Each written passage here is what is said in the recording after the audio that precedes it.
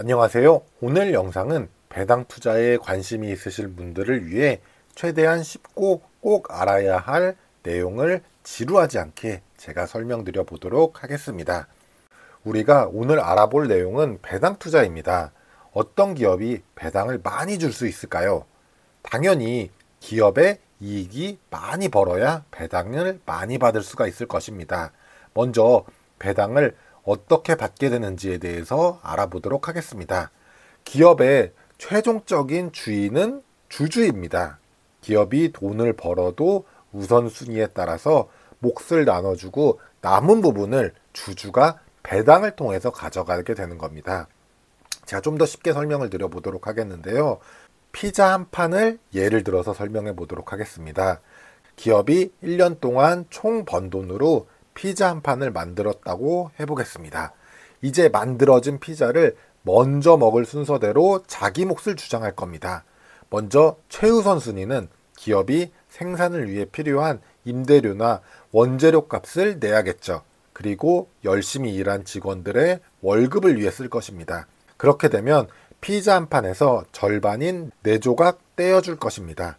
남은 절반의 피자는 주주의 몫이 아직 아닙니다. 절반의 피자 조각의 다음 몫은 우리 회사에 돈을 빌려준 사람에게 미리 주기로 한 이자의 몫은 빼줍니다. 즉 이렇게 남은 피자에서 이자에 해당하는 피자 2조각을 떼어줍니다. 그리고 이제 남은 2조각의 피자는 좀 특이하게 떼어갑니다.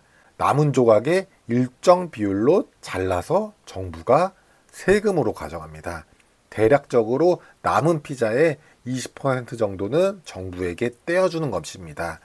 이제 주주는 나도 드디어 피자를 먹겠구나 라고 생각을 할 수 있겠지만 마지막 관문인 피자를 다 먹어치우는 것이 아니라 일정 부분은 남겨둡니다. 대부분의 기업은 앞으로 예상치 못한 비상 상황이라던가 미래의 새로운 투자를 대비해서 일부 수익을 남겨둔 후 이제 그 나머지를 배당을 주는 것입니다. 이게 바로 주주가 배당을 받게 되는 구조인데요. 이것을 바탕으로 실제 네이버 증권 화면을 통해 설명드리도록 하겠습니다. 자, 여기 보이시는 화면이 실제 네이버 증권 화면입니다. 여기서 원하시는 종목을 검색하시면은 이렇게 종목이 나올 겁니다. 그리고 스크롤을 밑으로 쭉 내리시면은 기업 실적 분석이라고 있습니다.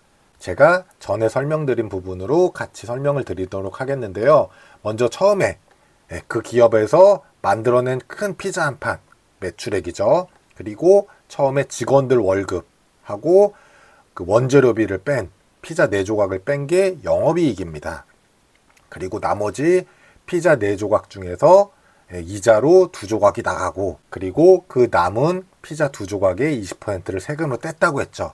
그것을 즉 세금하고 이자를 뗀 금액이 당기순이익입니다. 이것을 다 배당으로 받는 것이 아니라 배당 성향만큼만 받는다고 했죠.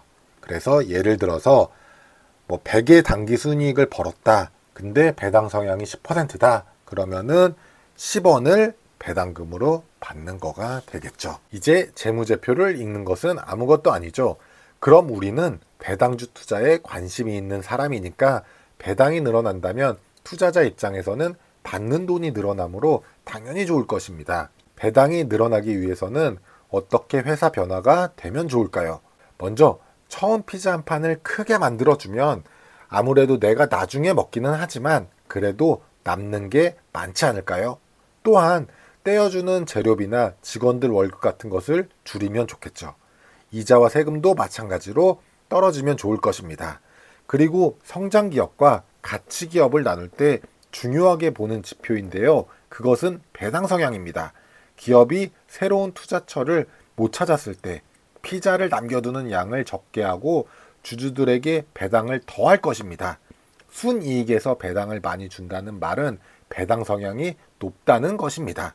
정리해서 말씀드리자면은 먼저 첫 번째로 매출액이 크면 좋고 두 번째는 주주 이외에 떼어주는 돈이 작으면 좋고 세 번째로는 배당 성향이 높을수록 좋다입니다. 그럼 배당은 언제 투자해야 받을 수 있을까요? 1년에 한 번 배당을 주는 기업은 전년도 1년 동안 벌은 돈을 결산 후 배당을 줍니다. 그렇다면 1년 내내 주식을 가지고 있어야 배당을 받을 수 있을까요? 아닙니다. 1년에 한 번을 배당을 준다면 1년 중 정해진 하루, 그것도 그날 하루 종일이 아니라 주식시장이 끝날 때 가지고 있으면 배당을 받을 수 있습니다.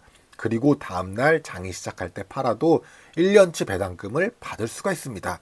처음 들으신 분들은 말이 안 된다고 생각하겠지만 사실입니다. 그렇다면 나는 배당만 받고 팔으면은 배당금을 챙길 수 있다라고 생각할 수 있겠지만 아쉽게도 그 다음날 아침에 예상 배당금만큼 떨어진 상태로 장이 시작됩니다.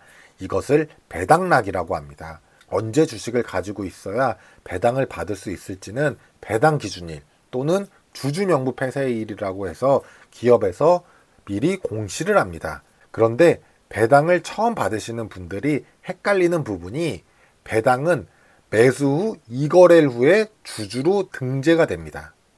우리는 주식을 매수해서 체결되면 돈을 지불하고 바로 주식이 내 계좌로 들어오지만 사실상은 거래소에서 확인 절차 등으로 인해서 주주 명부에는 2일 후에 실질적인 주주가 되는 것입니다. 그래서 배당 기준일 2일 전에 주식을 가지고 있어야 주주 명부에 등재가 될 수가 있습니다.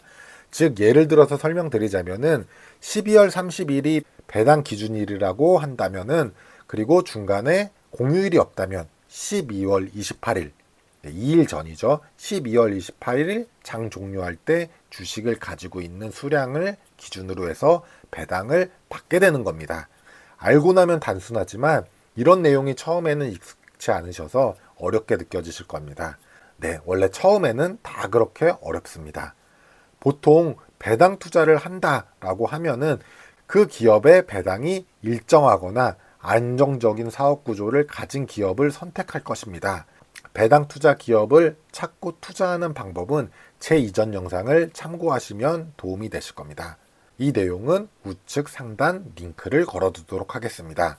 그런데 높은 예상 배당을 알고 있다고 하더라도 막상 배당 투자를 못하는 이유가 10%의 배당금을 받아도 주가가 20% 떨어지면은 나는 손해를 10% 보는 게 아니냐 하는 걱정 때문일 것입니다. 네, 물론 이럴 가능성도 있습니다. 우리는 투자자이지 기업의 소유자는 아니니까요. 물론 장기 배당 투자를 하시려면 내가 기업의 소유자다라고 생각을 하는 것은 맞지만 현실적으로 봤을 때는 우리는 투자 수익을 거둬야 하는 투자자입니다. 그러므로 현재 가격을 보고 배당 투자를 하셔야 합니다. 작년 배당금, 예상 배당금, 현재 시장 가격 이렇게 세 개의 가격을 유기적으로 생각하시면서 배당 투자를 하셔야 합니다. 항상 시장에서 우리에게 선택지를 매일매일 줍니다. 자, 제가 예를 들어 보겠는데요. 아까 설명드린 매출액 증가는 예상 배당금의 긍정적인 영향입니다. 그런데 시장 가격은 변동이 없거나 오히려 떨어졌습니다. 이럴 때는 현재 시장 가격이 저평가됐으므로 매수로 배당 수량을 늘리는 것입니다. 또 다른 경우 기업의 직원들 급여 인상으로 예상 배당금에는 부정적인 영향입니다. 그런데 시장 가격이 오르고 있습니다. 물론 여러 가지 복합적인 요인도 따져보셔야겠지만 이때는 현재 시장 가격이 고평가됐으므로 매도를 통해서 수량을 줄이는 방법입니다. 마지막으로 이런 경우도 있을 수 있습니다. 얼마 전 실제로 나온 이슈인데요. 정부가 금융권에 배당금을 줄이라는 압박이 나와서 배당 성향을 실제로 좀 낮췄습니다. 이는 예상 배당금의 부정적인 영향입니다. 그런데 시장 가격이 하락하는 건 맞지만 이번엔 생각보다 많이 하락을 하였죠. 15% 정도 주가가 하락하였습니다. 어차피 손익의 영향이 아니라 배당 성향을 낮춘다면 미래를 위해 기업 내부에 돈이 쌓일 것입니다. 정치적 영향이 줄어든다면 얼마든지 향후에 배당금을 늘릴 수 있으므로 이럴 때는 오히려 낙폭과대시 비중을 늘리기 이런 식으로 대응이 가능합니다. 배당주의 가장 큰 호재는 가격 하락입니다. 그 기업이 계속해서 사업을 잘하고 앞으로도 잘할 거라고 한다면은 단기적인 악재에 가격이 과도하게 하락할 때 수량을 모으시고 반대로 이제는 뭐 배당주의 계절이다 라고 해서 최근 배당주 가격이 많이 오르고 뉴스에서도 이슈화돼서 오른다면은 오히려 수량을 줄여서 일부 수익 실현을 하는 것도 좋은 방법일 수 있습니다. 항상 시장은 매일매일 가격으로 선택지를 우리들에게 줍니다. 내가 유리한 방향으로 수량을 늘리고 줄이고를 선택할 수가 있습니다. 제가 마지막으로 배당 투자에 대해서 하나 말씀드리고 싶은 점은 배당 투자는 일반 주식과 다르게 움직임이 느릴 수가 있습니다. 조바심 때문에 그동안 공든 배당주 투자를 망치는 경우가 있을 수 있습니다. 배당 투자는 절대 수익률을 높이고 싶은 투자자들보다는 자산을 축적하고 싶은 투자자에게 적합한 투자 방법이 될 것입니다.